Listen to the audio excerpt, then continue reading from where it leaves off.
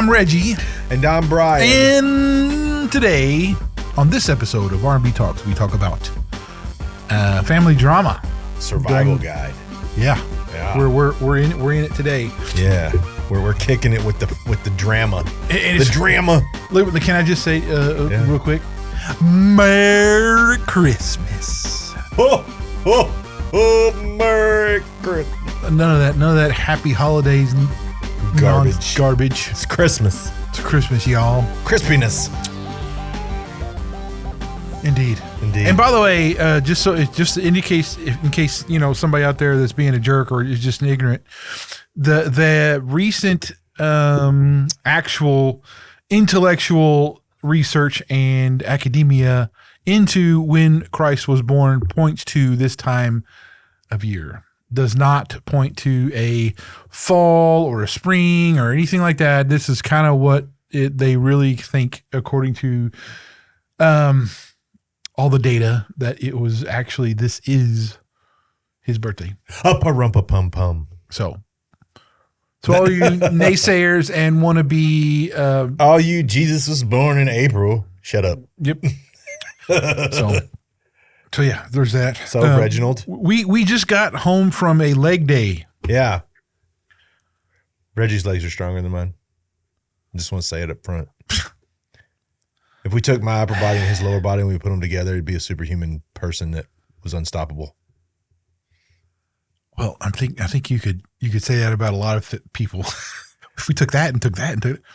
We're not a Frankenstein though, but no, it's pretty. I don't know. Have you seen the new Benicio del Toro Frankenstein movie? No. Actually, very good. I'm not into it. Not horribly violent. It puts a different spin on the story. It stays true to the book, but it puts a different spin on the story, and it is not as egregiously violent as you would think. It's actually more of a very good story. But of course you got like Benicio del Toro, Guillermo del Toro. Sorry, I got the actor and the director mixed up. Guillermo del Toro has more of he does everything more like a graphic novel-y type film. So it's much more visually stimulating than other Frankenstein movies were. I find other Frankenstein movies to be just visually just off-putting. But this one is actually pretty good. So I had to say thumbs up. Okay, cool. I haven't checked it out. I really don't get into that stuff, man. I mean, I like some of the Dracula stuff, but it's just meh. I watched it prepared to be disappointed, and it actually was pretty good. So it was different because I really haven't liked any of the Frankenstein movies other than the old school black and white Frankenstein. I really didn't like that. I didn't even like any of that. But anyway, so Reggie, tell me about your holiday drama. Well, boom, boom, boom. Here's the thing. Sorry. I know that there's been occasions where it really feels like I pull up into a family Christmas gathering and I'm like preparing myself for what you would think would be the, Armageddon, the last battle on Earth. Yes. Psyching myself up and knowing that I'm going to do whatever. That's definitely a thing. Now, thankfully, in this current age I am in, I don't really have that problem. But man, dude, like it's almost like you're waiting for the announcer to go ding, ding, ding. Let's get ready to rumble kind of stuff. I'll be truthful with you. I am perfectly okay being the villain in your story to protect my peace. I don't really have much drama anymore because the people that were bringing drama into my life, I literally ejected. Like I just was like, you're not a person I need to deal with. You can't be in my purview. You got to go over here and be over here. Go over there and talk about all the drama and imagined strife and I just got rid of it. Like I don't want that stuff in my view, but I did spend many a year never looking forward to Thanksgiving, never looking forward to Christmas, and mainly because of my own family. It wasn't my wife's family. It was because of my own family. My own family it just was always going to be some kind of, oh, this person and this did this to me and blah, blah, blah, blah. And I was like, oh my God, I just want to go put my head in the toilet. Yeah, drama, man. Family drama. So I mean, here's what we're trying to get to today is like knowing how to kind of have a pre-game plan for a gathering when you know you're going to get there, to kind of have some boundaries drawn up and like some de-escalation framework to use, as well as like an exit plan and then some forgiveness and maybe some education on where it's coming from. Yeah. And here's the thing. We're not saying we're psychologically therapists here and doing that stuff, but it's just like, I think we've all been there before. And I know from like other times in my life and also by other people I've known in my life that this is a really difficult time sometimes a year. Yeah. And, because there's family trauma, there's patterns, there's all kinds of things that really rear their head up when you talk about gatherings. There's always that one jerk in the gathering. Like I know it's like your family's mostly one viewpoint, but then you have that one rebel that comes and they want to debate everything or like say those like little side remarks that are over here, and it just like keeps that person that keeps like putting the barb in. Right, like, well, you're just sitting there going, if you weren't my, second cousin removed, I think I would have kicked you off this freaking ledge. Would have had like harmful reactions. But I mean, I think a great part of the main point about this is most holiday conflicts is not about whatever the topic is. If you're going at it about politics, more than likely, if you got somebody who's creating drama, it's not about the politics. It's about power, control. It's about, old wounds. They might have took something that you had done earlier as a slight or may not have felt like you. And then it's about unspoken expectations. And we've all been in that situation. We roll into a situation expecting it to be one thing. It turns out to be nothing of the sort, and we're disappointed and, sort of put off by it. But I've never been in an argument with somebody who is a humdinger of a drama person and ever felt like the actual drama was actually about whatever coal sparked the rug to be on fire, right? Like it was about them wanting to get position. Most people who they're and that's what usually a drama person is. You're never going to run into a drama person that's all about what everybody else is going through. It's going to be all about what they're going through and how what you're saying is harming them, and what you're saying is it's hurting my feelings. No, it doesn't matter. If you're butthurt, you're probably not butthurt about the subject. Yeah, there's that one liberal in the group, right? That like, I'm so sensitive at this time of year. I'm like, whatever, dude. Yeah, and just Merry Christmas, bro. Yeah, I mean, I don't care. But I've had some family drama in the past, like some examples of this. Like, is just usually the family gatherings don't get real heated because all the heats come before the gathering, and then there's just people who don't show up.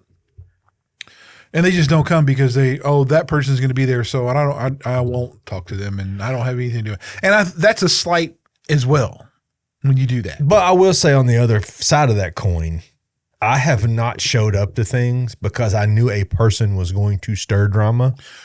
Well, and I'm like, I'm going to remove myself from that situation. Yeah. But most of the time, I'll call the host or whoever's having the gathering, and I'll explain why I'm not coming.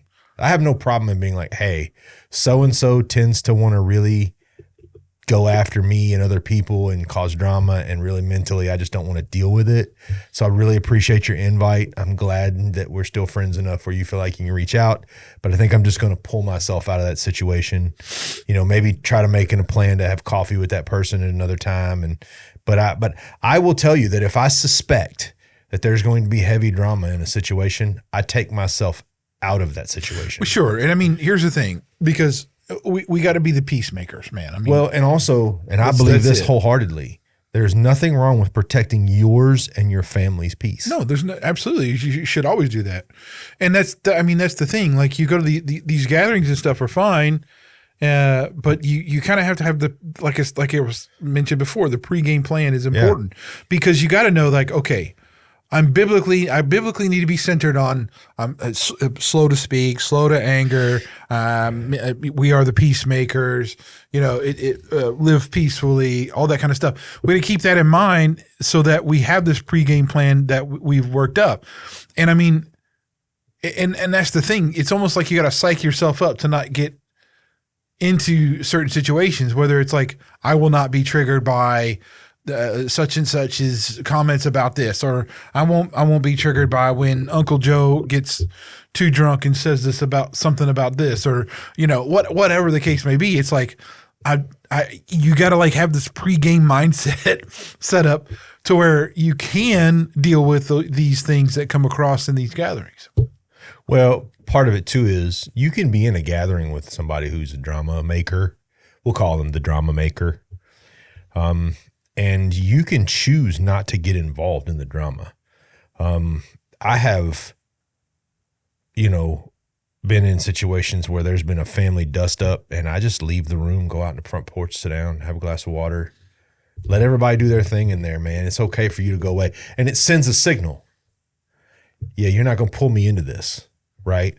Because the first mistake that we make, right, is there's two mistakes I think we make when we get into dramatic exchanges with people. Mistake number one is we assume that the person creating the drama has a personal vendetta against us.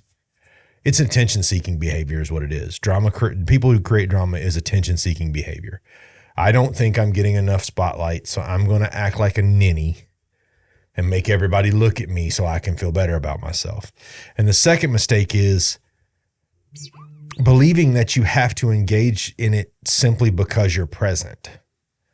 My presence doesn't mean I'm going to engage with you. I've been in a room with 10 people, and if there's somebody in that room that I don't have anything in common with and we've had an issue, I can completely disengage from that person and be in that room. I don't have to be connected to that person in any way. I'll be cordial. I'll say hello. I'll shake hands. But the moment you start bantering that garbage at me, I'm just going to act like you don't exist. Well, I think you said one thing that is key here, and that is like between you and your spouse or whatever, you need to decide on some signals between you, to understand, like, because whether it's you or your wife, you got to know when to like help them redirect the conversation, or take 5 and go outside for a minute to kind of cool off, or even to say, we're going to leave soon because this is too much, or even a rescue situation where it's like, look, you got to pull me out of this conversation because it's too much. You got to have these signals pre-planned as well, right? That's really important. Well, and also, and I'm sorry, that goes along with this whole pre-planned thing is why I'm saying it's so important, because that you establish with your family or whoever you're with that is going or whatever, there's a time limit. There's like, okay, look, we're going to do 2 hours in this, and if this is this, we're going to go away. If it's we're going to sit down and we're going to make sure that we do the gifts, and then but the gifts are it, then we got to bounce, because that's it.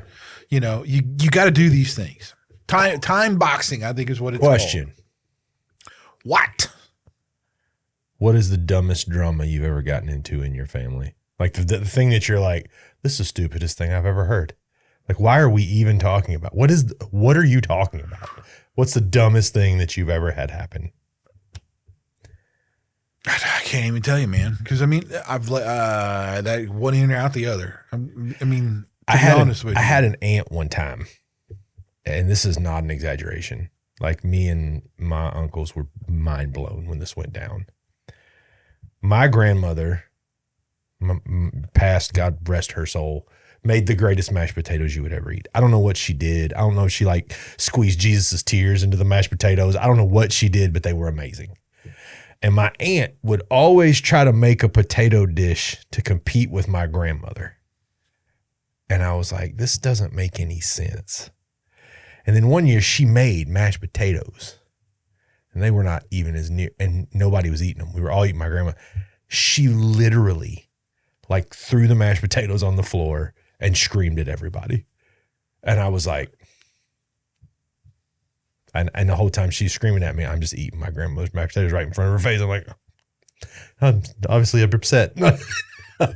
But I think that's a point to be made is it's never about whatever it's about, right? You know, it's like when you run into somebody who's rude to you, I always kind of preface that with, I don't think that person's really angry at me. I think they've probably had a terrible day and I just was the lucky lottery pick for who they were going to take it out on. Sure, but it can be, you know. But here's something, you wrote this in here and I want you to talk about this for a minute. 3 versions of peace make this an anchor, right? So real peace, calm, strength, truth, and self-control, right? Which I would say is the best way to exercise peace. Fake peace, silence because you're afraid.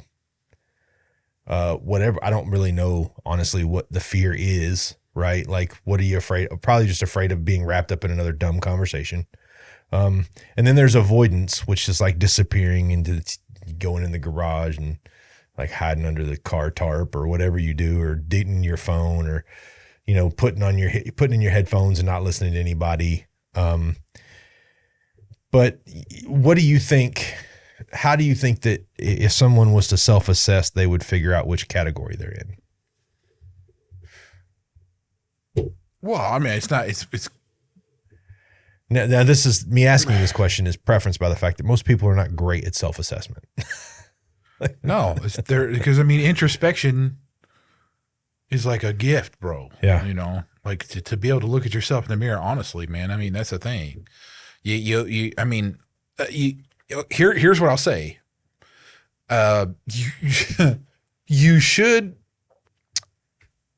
at some point let your guard down and have someone that will be honest with you and tell you the truth even if you won't tell yourself the truth. Yeah. So, and I would say that especially if you're married, that your spouse should be this person, in the things like this. Yeah. So I would take my assessment of what it is, but I would also run it by my wife and say, you know what, here's the deal, and let her kind of help me out and see if she agrees or not or whatever. Just because that's the only way you're going to find kind of a real answer to that question. Okay. I like that. It's good. Or you're you know, whatever, somebody really close to you, right? Okay. Just someone, you know, if you're single or whatever, you still have like parents or a best friend or something. And yeah. Hopefully they're not a dick and you can ask them these things. But well, okay, but hold on. Yeah. Cause we didn't get into it. The one thing going back to this whole, cause I think the pre-planning is where I'm at. Cause I think that's so important. Cause besides having, you know, some time triggers about this and that, between having some signals and stuff, it's important to kind of say, if you can, you know, ahead of time, Uncle Mark will be there and he's the guy who gets drunk and starts, you know, saying nonsense and insults my wife. You got to know that's a trigger and like how you're going to deal with that and kind of do that. And that's something you got to work out with. Or again, like that one guy and this was me too, who has a different viewpoint than most of the family, and you choose to like that time because everybody's there to like make your opinion known. You know, that one guy who's going to sit there and do that. You kind of have to have a plan that you're not going to get triggered by that. You know what I'm saying? You have to have your trigger points kind of at least mapped out somewhat before you walk in that door. Well, and you have to have a good exit strategy. Yes. Like you can't, like I've seen so many times people just get up and leave. You're usually with family or people who you're close to. You need to have a decent exit strategy. You need to let the host know, hey, you know, we had a great time. Don't just get up and walk out. That's just rude. Well, it depends on what it is. Like, I mean, because it's okay to have some non-negotiables too. Well, but if you go out, I mean, my non-negotiables are if you go after my wife or my kids, we're done. Like we're going to cash. Yeah. I mean, before I fly off the handle, I'm going to leave. Before I snap, which is probably what I will do if you go after my wife and kids. I mean, you know, so, you know, there's some non-negotiables. That's what I'm saying. You gotta have those too, man. I mean, it's not. But in most cases, you can make like a nice, hey, you know what? We got to stop by here. We really appreciate you inviting us. Thank you for everything. Hope you like the turkey and the, you know, potpourri that I brought, and like I'm out. Yeah, but I mean, there's a time and place to. Okay, I think, but there's a whole bunch of stuff in it. It really a whole bunch of stuff I thought about that was like avoidance. But what I want to make clear too is there's a time when you should actually stand up, and I would say like if in my case, what I say is if someone disrespects God or Christ or is saying something that is heretical in nature, that needs to be corrected. Well, and I will also say as well, correction can come in the form of there have been moments in group gatherings where I've asked that person to step outside for a moment, not to fight. Yeah. But you and I got to talk because there's some things going on here that are going to lead to us fighting if we don't work this out. And there's been a couple of times where I've had to look at them and be like, you're being a prick and you're being rude. Yeah. And there's no need. I'm not here to attack you, but you're obviously here to attack me. So you're here one-on-one with me. If you got something to get out, go ahead and get it out. Most of the time, they don't even know what to say to that. They stumble and they mumble and they don't look you in the eye. But there is a point where you can say, hey, you know what? Why don't you and I go outside and talk for a minute? Yeah. I mean, and two, this could be a very close, like, an in-law or even your parents, because, it's that one time where they haven't disagreed with your parenting style or whatever. And something happens and you think you take care of it, but they don't disagree.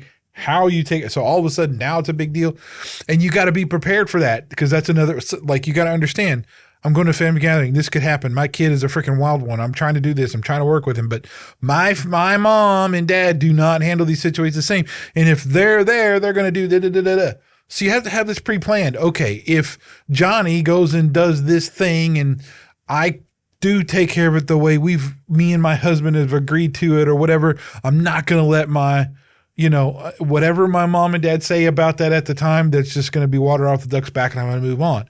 Or that's the point where you say, hey, my spouse, here's a flag, come redirect the conversation so I don't get pissed off. That kind of thing. It's someone, one of the things that would floor me too would be like, and I would be like, so tempted to freaking let into it would be like if somebody said, well, it's really not Christmas. It's, the happy holidays thing and all this stuff. That would be one where I'd be like, okay, no, not that I'm going to make that a point in there, but it would be something that could easily get triggered because it's a stupid anything. Anyway. So the whole point here is like, there's a bunch of different topics that can get you baited over. We already mentioned parenting, we mentioned politics, we mentioned religion, faith and jobs and all that kind of stuff, money and careers and yeah. So those things you just need to be prepared to kind of deflect or go away. And if you can't, then here's where those signals come into play, right? Well, and you also have what I like to call deflective drama. They will try to draw other people into their fight with you by talking about you when your back is turned. That's a hard one to deal with. When you have, they're like the imaginary slight turns into I'm gonna start recruiting into my imaginary slight, right? Yeah. My mother was famous for that, and was probably a lot of the reason why I didn't have a whole lot to do with her there at the end, because she was just famous for just imagining these weird slights and saying that we were attacked. Like she said something one time, I have grandparents' rights. No, they're my kids. You don't have any rights. You have what I allow you to have.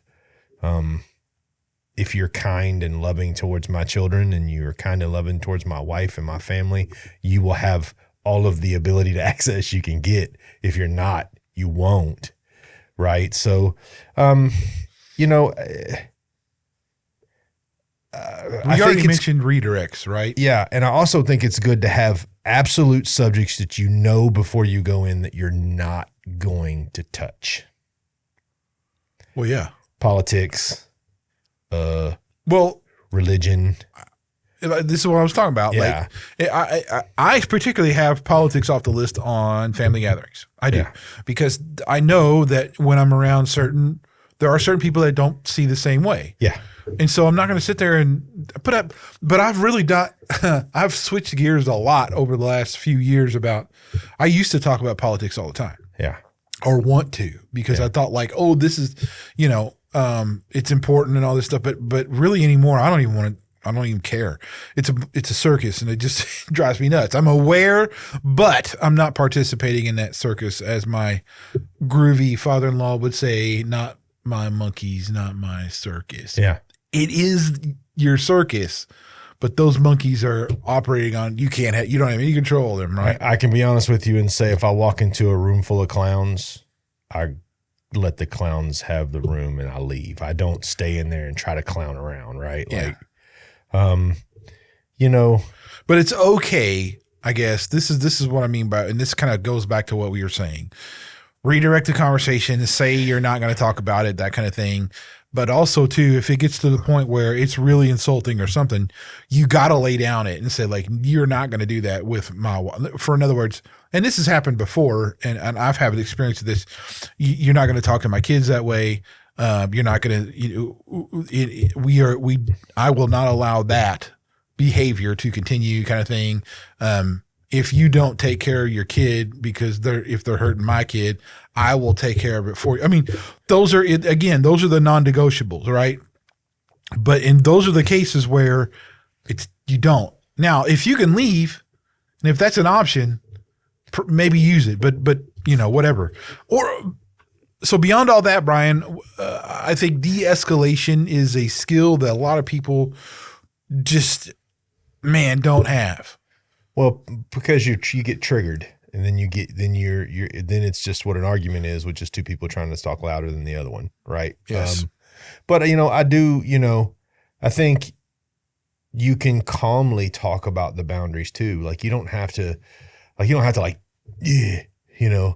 can be like, a very calm retort would be, I'm not comfortable with that.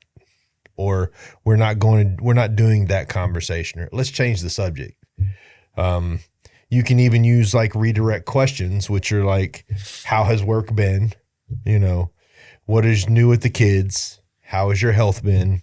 Any fun plans coming up? But one thing I don't think we covered in this is there's another drama pitfall, and that drama pitfall is getting caught in between two other people's drama. I've been in that situation before where it's been, there's two people in the room obviously having an issue, and somehow you get drug into the issue. And again, you can use redirect there. You can use, hey guys, how have you been? Like, just change the subject, man. Well, yeah, I mean that you can still try to redirect or be the calm one in the presence and pull that conversation away from something you think is going to turn into a bigger deal. That's for sure. You could even be blunt about it. I mean, this is what I've done. It's like, you know what, guys, look, let's have Christmas. Let's not turn this into like the Facebook comment section, or let's not have a freaking Twitter tweet fest here. Or if you have to lay down the law, you're not going to talk to me like that. You're not going to talk to my wife like that. That's what we said. Yeah. You're not going to use those words in front of my kids. Like there's sometimes you got to get into some very like stark boundaries. So look, and that's the thing. If it gets really escalated at that point, then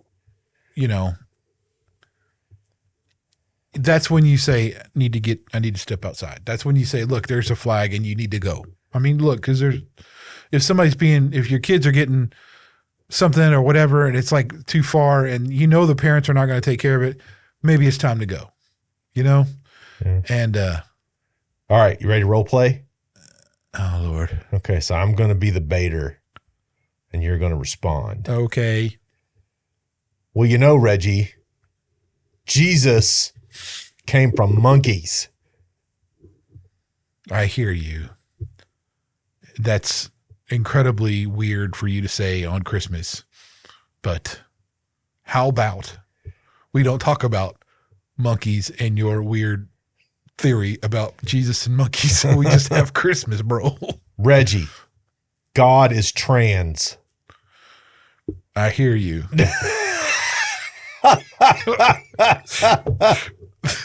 I hear you. And what's bad is I had somebody say that to me once. And you can have whatever belief system you choose to.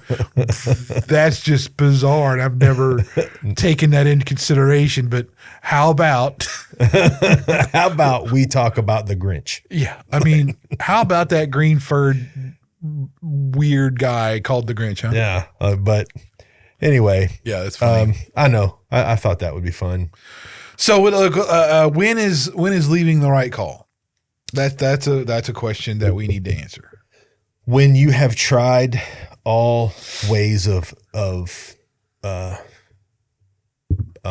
de-escalating and they don't work.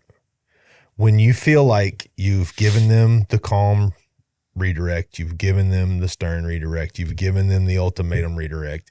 At that point, dude, just get out. Yeah, I mean, dude, and especially if there's like alcohol involved, Yeah.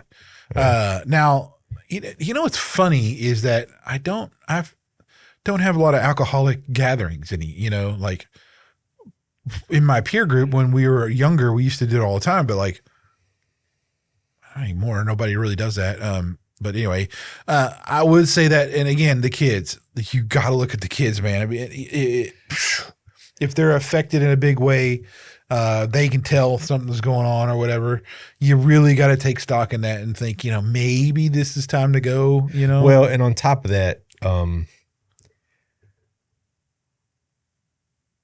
when you feel like the emotional damage is spreading, like the wife's upset, the kids are upset, when you feel like there's collateral damage from whatever drama is going on, you got to get out, right? Like I'm not going to stay in a place where a fool is making my family upset.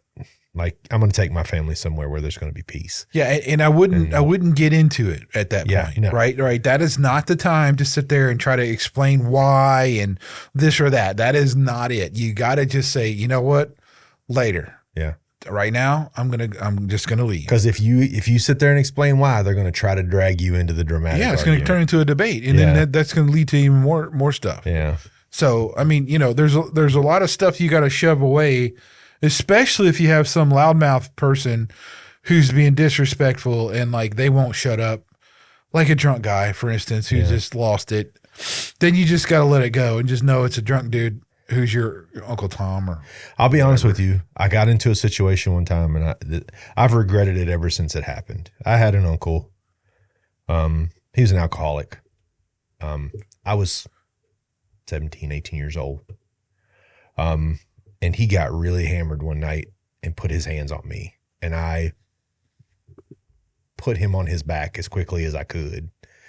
And I hurt him, and immediately after it was over, regretted it, because my first thought was I just beat up a drunk guy. Because he was drunk. He was so drunk he couldn't keep his balance. As he was assailing me, he was falling down. And my response was a trigger response. You put your hands on me in a violent way, we're going into it, right? And I regretted it. I mean, and he passed away before we ever got to talk about it. Mm-hmm. And it's just, to this day, I regret it, because even though I can say with confidence, don't put your hands on me. If you're drunk and inebriated and you probably can't really do anything to me anyway, I probably should have just let it go and walked away. But a lot of it was youthful exuberance. I was a pretty wild child, and I just took it personally quickly. It happens, and I've even had, situations where I've even said the truth in a situation like that, but I said it in a very harsh way. I didn't say it with love or respect. Like I just dropped the truth on the table, like bombs over Baghdad. Like I was not being a kind guy because I felt like I was using the truth to inflict emotional harm, because I had been pushed and pushed and pushed. And I regret that too, right? Like what did I really accomplish? I basically in their mind justified their behavior. Yeah. Which, kind of sucks. So to that point though, something like that goes down. Let's say if you're married and you're in there with your wife and that goes down, you leave. There's a critical thing here that is, it's not just here, but it applies to like so many things, but like an after action debrief with your spouse. Yes. And this is tough for dudes who are really trying to do the right things and they're prideful and all this kind of stuff. But not that doing the right things is prideful. No, sorry. But that, when you're the big bad dude who's trying to be the big bad protector and all this stuff, you got to be able to accept your wife talking to you for real. Frankly. Yeah. And I mean, if you got to be able to say to, like, in other words, for me, I got to be able to turn to my wife and go, how did I handle that? Do you think that was cool or not? Or what could I improve? And, or if she's the one who like there's a situation where it's her in the middle of it, I can be like, so what do you need from me in next time? Because there's going to be a next time. That's the thing. It's not about there or not. There will be. And you got to have that honesty and transparency and you got to hear it. You got to be willing to have that conversation. Yeah. Man. It is hard. It is so hard. Because I mean, my wife has actually in situations had to be like, you need to calm down. Like, and she was right. I was escalating quickly. Mm-hmm. And she has that signal where she'll put her hand on my arm and she'll squeeze and she'll look at me and I can just see it in her eyes. Like, you got to calm down. Right. And I'm like, all right, now here's the big one, man. If you were wrong or if you think you might be wrong, apologize. Yep. I cannot state this enough. Don't have a but after it. Don't do any of that. Just apologize. And I think that's the important part. I think you just said it. Look, part of the job as being a leader in your home is being the lead apologizer, right? Like I tend to apologize even if what I said was not said in a harsh way, but it could have been misconstrued as that, right? Because part of being a leader is being able to keep peace and keep equanimity in your home, right? Like, you have to be that guy, right? Like, don't get me wrong, guys that are listening to this. There's a time to unlock the cage and let the dog out, right? Like, sometimes that has to happen. Like, you're going to run into it at one point in your life or another. You got to let the dog out for a minute. But that's not the majority of the cases, right? Sometimes you might prematurely let a little bit of slack on the leash and you get real kind of loud, and you have to realize that you might have to say you're sorry. And two, you might have to apologize to your kids. Yeah. This is a tough one. Yeah. Right. And, or just, so like if your kids are affected by any of this stuff, then you need to be the person that says, look, this is not your fault. It's my job to be the guy that stands in front of you in danger. It's, me and your mom are okay. There's nothing, going on here. Don't worry about it. Look, we love you. Look, it's all good. You're amazing. Just let's have a cookie. Yeah. Let's have whatever. A cookie. Let's have a cookie and watch Charlie Brown Christmas. Yeah. But yeah, I mean, that's the thing. I mean,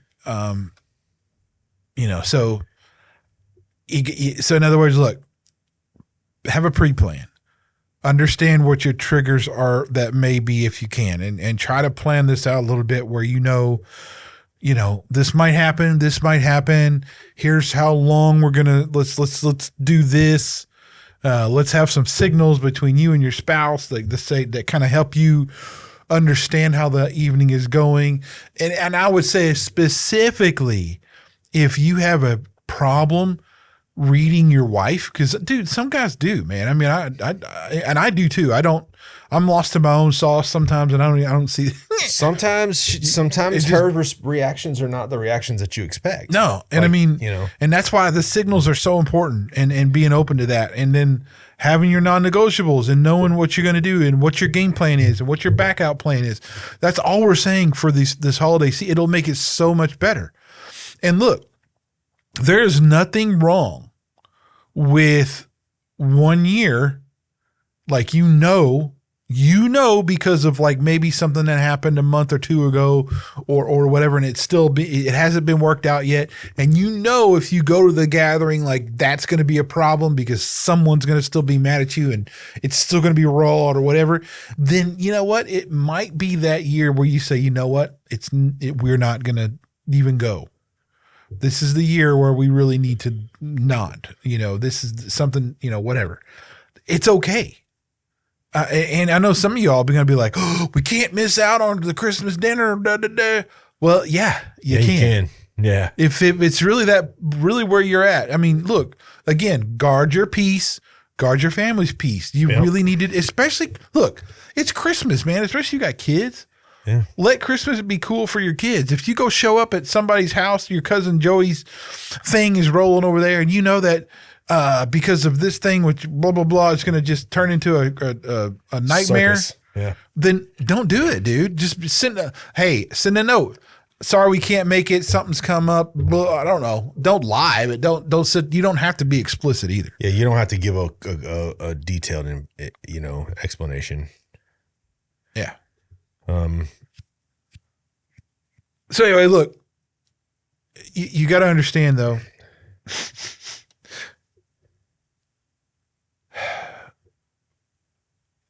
in-laws and cousins and somebody's kids who just are let go as wild animals. And I mean, parents who don't see you parenting the same way they do. And they just look, there is all kinds of things during the holidays that are going to lead you down the wrong path if you don't sit there and really make your survival guide and have a plan. Talk to your wife. See, this is the key. Yeah. Communicate with your wife. Come on now.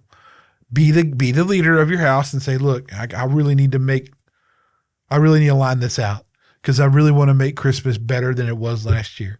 And I really want everybody to kind of like be able to deal with this, and if you're one of those people who drink and you drink a lot at family gatherings and you could be this person, you better have some signals that you'll accept from your spouse. Well, that say you've gone too far. There's another thing we should talk about. Okay. You're allowed to draw lines and have healthy boundaries. Sure you are. If you would like me to show up at this person can't be drinking. Because when they drink, we all fight. It causes problems. If we can get, or if you're hosting, no alcohol in my home. Now, I'm not saying I'm anti-alcohol, but what I'm saying is if you know that alcohol fuels a situation into drama, mm-hmm. you can literally just draw a healthy boundary and be like, look, I'll stay till Uncle Jay starts drinking. Once Uncle Jay starts drinking, I'm out. Yeah, right? Exactly. Because that's part of your pre-plan. That's part of your pre-plan, right? Yeah. So, but anyway, Reggie. We're having Christmas this Sunday. I know. We're having the Payne Kirby Christmas this Sunday. It's going to be cool. We're going to have meats and vegetables and no drama and lots of joy. But, I think we need to end this. This is our Christmas episode, right? So I think we need to sing a Christmas carol. Dude, I can't sing. I sing in a car really loud and my tires go flat. But anyway, so let's start with this. Reggie, give me your best Christmas memory, period. What is your best Christmas memory, the most solid Christmas memory that you've ever had? I mean, it's not just one. That's the thing now. But there's got to be one that you love. Like, give me a moment you love. Doesn't have to be your favorite, just a moment. No, what I'm you saying love. is, like, when I was a kid, every Christmas Eve we'd go over to my grandma's, grandma and grandpa's farm, and then we'd have, Christmas dinner and open up presents there all that kind of stuff. And then in the morning, we'd be with my mom at my mom's house, and we'd have this huge breakfast, dude, huge breakfast. After we like ripped open our presents, and like we always got up like at that before the sun came up. Yeah. And then my dad's, right? I mean, like, so like it was this pattern when I was a kid. Yeah. And it was just so cool. going to my grandma's farm and stuff, and the way that their farm was, and you get up there, and you kind of get up there early, and you go roll around on a 4-wheeler or something, and you'd be a boy for a while, and then you go eat this massive dinner that my grandma's slate just slammed down. That's freaking amazing, and it was just cool, dude. And then just waking up with my mom and like my aunts, and then just seeing them be like just super happy to see us opening up stuff, and you're just then you have this huge breakfast, bro. It was so cool. I fondly remember even Christmas, like my dad lived in this camping trailer, right? This little camping trailer for a long time. And so we'd like sleep in this little place in this camping trailer and you'd have Christmas in this little camping trailer and stuff. That was hilarious. And you look back on it and you think, wow.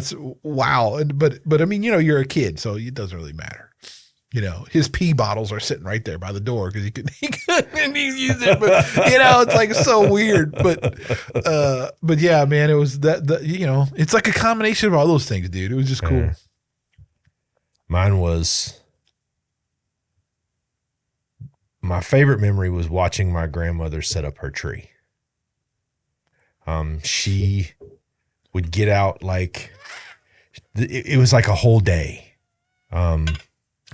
She would get up that morning, and she always did it the day after Thanksgiving, and she would set up the tree, and she would bake like homemade cookies, and she would make a homemade pie, and she would put the Elvis Christmas albums on, and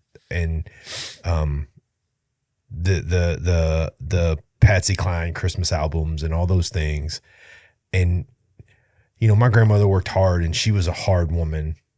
Just in the general sense, my grandparents were Great Depression kids. Yep. And mine too. But she would let all of that go that day, and she would laugh and smile, and she would, I just remember she'd put up the tree, and then she would hug all of us because she was so proud of this. And literally it was like 27 different color lights and 100 Elvis ornaments. Like there was nothing else on the tree. And then that whole month through Christmas, man, she was just so full of joy and happiness. And you saw a side of her for that 30 days that you didn't see all year long. All year long, she was She was mission oriented, right? She had to raise me because my mother wasn't responsible enough to do it. And she had raised her own kids, and she was mission oriented. And then Thanksgiving, the day after Thanksgiving, it just became all about the fun and the joy. And she would go Christmas shopping with my grandfather. And even though my grandfather would gripe about it, he would go because he loved being with her and taking care of her and protecting her. And it was so cool to see it bring that much joy to one individual. And she was not, quote unquote, a religious person. Right. But she loved Silent Night was her favorite Christmas song, and she would sing it all day long. And, you see these, I wish it was in me to celebrate Christmas in that way. Like it was just such a joy for her. Yeah. I would say my grandma, man, when she was still really up and around, moving really well and all this stuff. The black walnut fudge, man, she would make that every Christmas, dude. Oh, dude, she'd make peanut butter fudge. She'd make chocolate fudge. She'd make this black walnut fudge. And she just have these little tins of these fudges laying around her kitchen. Yep. And she had them full all the time during the Christmas. Graze. Bro, it was amazing. Yeah, my grandmother's jam cake. I still can't get black walnut fudge like that anywhere. Like it just doesn't happen. Doesn't it bother you that the recipes weren't saved? Dude, it's like, and the thing is, my aunt said she made the point to make chicken and dumplings with my grandma and go through it with her and everything and write everything down, and she still can't. Still can't do it. It still doesn't come close because it was my grandma's chicken and dumplings, man. dude. They were fire. Like, So was mine. And my mom's like this chocolate pie my mom made was ridiculous, dude. It was this dark chocolate like thing with the like, you know, with this meringue on top she used to make, you know? Yeah. Fire, bro. And like no one and she would say I made the recipe on the back of the Hershey thing or whatever. It don't come out that way, man. Yeah. It's like she had some secret sauce that she had some mojo she put on it that was good. But okay, so one more thing. Okay. I want you to answer spontaneously. Don't think about it. What are you most thankful for this Christmas? Oh, dude, I don't even have to think for that. I mean, just my family, bro. Yeah, same here. I mean, period. There's just no contest. Like I woke up the other day.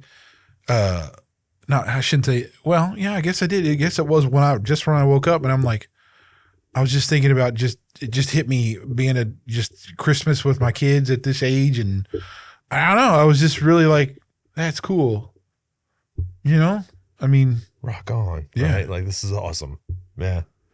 It's been for me. I think it's been the, you know, seeing. I've got a son that's about to graduate high school. I got another son who's a freshman, and it's getting to see, it's knowing the consistency that they've been with me every year for the last 18, 14 years. And it never ceases to amaze me how loving and brilliant my kids are, and how smart and how talented they are, far more talented than I was at that age. Like at that age, I was like, if I could whack two rocks together, dude, let's be honest. And just my wife, who's this, you know, people ask me all the time, you know, is your wife your rock? And I'm like, no, my wife is my shore. She is immovable. She is always there. She has always supported me. She is always, even when I'm wrong, bro, she'll tell me I'm wrong, but she does it in the most loving way possible. You know, and that's what I would encourage everybody about this year. If I could give one encouragement to anybody who's listening to us yammer, it's this. You know, everybody likes the idea of being a rock, but guess what? A rock can sink. Be the shore. Be the shore for your wife, your kids. Be the shore for the people that are heartbroken in your family, your friends. Be that steady, ever-present thing. And it's a choice. It's not a, if you're doing it because you truly love the people around you, it's not a choice. It's just what you want to do. And we don't have to work really hard to do the things that we want to do. Right. So that would be my encouragement this year is, you know, let's be honest and let's remind ourselves that this isn't about Santa Claus. This isn't about gifts. Christmas is about the birth of our Savior and the fact that without him, we have no chance. And then take that love and show it to everyone around you. And if you can do that, if you can love everybody openly and honestly with truth, you know, I don't think you can do much better than that. We're randbtalks. I'm Brian. I'm Reggie. See you guys. Merry Christmas. Merry Christmas. Merry and to Christmas. all, a good night. A good night. Dashing through the snow. See you, suckers. Laters.